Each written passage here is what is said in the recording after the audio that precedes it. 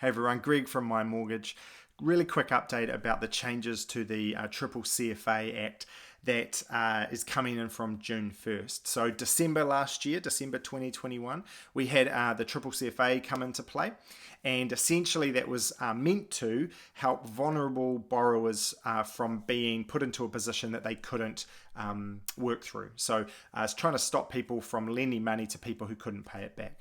And that's obviously happened, but there were some unintended consequences, especially for banks and especially for mortgage borrowers for home loans.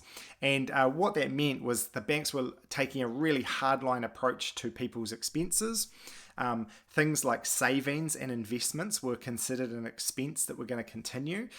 Every coffee that you brought and every time maybe you got Uber Eats and all those sorts of things, all of that was a kind of a hard line counted against your expenses.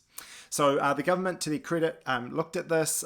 They've made some revisions, and from June 1st, we're expecting a bunch of those to be kind of wound back. So main things, obviously savings and investments aren't considered an ongoing expense. If you're saving, especially to buy your first home, and then you go to buy your first home, those savings and investments that you might have been making, they are obviously going to stop so that you now are paying a mortgage, you've saved your deposit, those sorts of things.